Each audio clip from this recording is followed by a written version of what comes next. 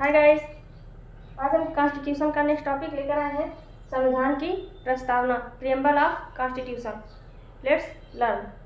चलिए सीखते हैं। देखिए, संविधान की प्रस्तावना में 3 शब्द जोड़े गए हैं। सबसे पहले समझ लेते हैं प्रस्तावना, उद्देशिका। प्रस्तावना, उद्देशिका दोनों एक ही चीज़ है। जिसे हमने आपको जब संविधान सभा का गठन बताया था तो उसमें बताया था ना, इसको किसने पेश किया था संविधान सभा में? हमारे देश के first prime minister Pandit Jawaharlal Nehru ji ने कब पेश किया था? इसको आप नीचे कमेंट बॉक्स में कमेंट करके बताएंगे। चलिए, संविधान की उद्देशिका संविधान सभा में किसने और कब पेश या प्रस्तुत किया था? चलिए हम इसको सीखते हैं। क्या है ये संविधान की प्रस्तावना? ये यहाँ से स्टार्ट होता है। हम भारत के लोग भारत को संपूर्ण प्रभुसत्ता संपन्न पंथ निरपेक्ष समाजवादी करके कहाँ तक खत्म होता है? 26 नवंबर 1949 को एतद द्वारा अधिनियमित एवं अंगीकृत अधिनियमित एवं आत्मार्पित करते हैं। ठीक है, तो उसके बाद हम इन सब का आपको अर्थ बताएंगे और इसको थोड़ा समझ लेते हैं। चलिए स्टार्ट करते हैं। 42वें संविधान संशोधन अधिनियम 1976, जिसे हम मिनी कॉन्स्टिट्यूशन की संज्ञा भी देते हैं, के द्वारा संविधान की प्रस्तावना में 3 शब्द जोड़े गए हैं। ये वेरी इंपॉर्टेंट है, बहुत बार एग्जाम में आया है। 3 शब्द कौन कौन से प्रस्तावना में जोड़े गए हैं? समाजवादी, पंथ निरपेक्ष और अखंडता। समाजवादी, पंथ निरपेक्ष और अखंडता, ये 3 शब्द संविधान की प्रस्तावना में 42वें संविधान संशोधन 1976 के द्वारा जोड़े गए हैं। चलिए आगे देख लेते हैं क्या क्या किसने कहा इसकी प्रस्तावना के विषय में। आरंभ में प्रस्तावना को संविधान का भाग नहीं माना जाता था, लेकिन बेरू-बरी बनाम भारत संघ 1960 मामले में उच्चतम न्यायालय ने प्रस्तावना को संविधान का भाग माना। ठीक है, बेरू-बरी बनाम भारत संघ 1960 मामले में क्या हुआ था? जो सुप्रीम कोर्ट है, सर्वोच्च न्यायालय है, उन्होंने भारत को संविधान का भाग मान लिया।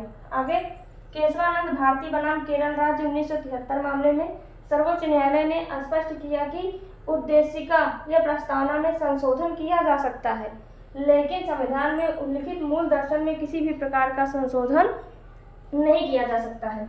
आगे देख लेते हैं संविधान की प्रस्तावना में क्या क्या है और उसके क्या क्या अर्थ निकल कर आते हैं। चलिए उसका अध्ययन करते हैं। हम भारत के लोग भारत को, अर्थात भारत के संविधान का निर्माण और अधिनियम भारत के लोगों ने अपने प्रतिनिधियों के माध्यम से किया है, अर्थात इसे किसी राजा या किसी बाहरी लोगों द्वारा नहीं बनाया गया है। ठीक है, आगे देखते हैं समाजवादी। समाजवादी से आशय है कि भारत में जो संपदा है वो सामूहिक रूप से पैदा होती है और समाज में उसका बंटवारा समानता के साथ होना चाहिए। आगे पंथ निरपेक्ष से आशय है पंथ निरपेक्ष से आशा है कि भारत के नागरिक किसी भी धर्म को मानने के लिए बाध्य नहीं होंगे, किसी धर्म विशेष को मानने के लिए बाध्य नहीं होंगे, अर्थात वो जिस भी धर्म को चाहें अपना सकते हैं। आगे लोकतंत्रात्मक गणराज्य। देखिए यहाँ पे एक शब्द आया है गणराज्य। गणराज्य से आशय है कि भारत का जो राष्ट्राध्यक्ष होगा वो वंशानुगत न होकर निर्वाचित होगा। गणराज्य से आशय है कि भारत का राष्ट्राध्यक्ष वंशानुगत न होकर निर्वाचित होगा। और लोकतंत्रात्मक से आशय है कि भारत का जो शासनाध्यक्ष होगा वो जनता के द्वारा जनता के लिए चुना हुआ प्रतिनिधि होगा। ठीक है, न्याय से आशय है कि भारत में सभी लोगों के साथ समान न्याय किया जाएगा। आगे स्वतंत्रता, लिबर्टी। स्वतंत्रता से आशय है कि भारत के सभी नागरिक, यहाँ पे सभी से नागरिक से आशय है, भारत में सभी नागरिक पूर्ण रूप से स्वतंत्र होंगे, अर्थात वह किसी अन्य देश के अधीन नहीं है। ठीक है, यहाँ पे संप्रभुता आ गया, उसी से समझ में आ गया वो प्रभुत्व संपन्न, मतलब भारत अब आंतरिक और बाह्य दोनों रूपों में पूर्णतः स्वतंत्र है। अब वह किसी अन्य देश के अधीन नहीं है, अर्थात वह अपने निर्णय अब खुद ले सकता है। आगे समता, समता से आशय है यहाँ पे भी समानता से।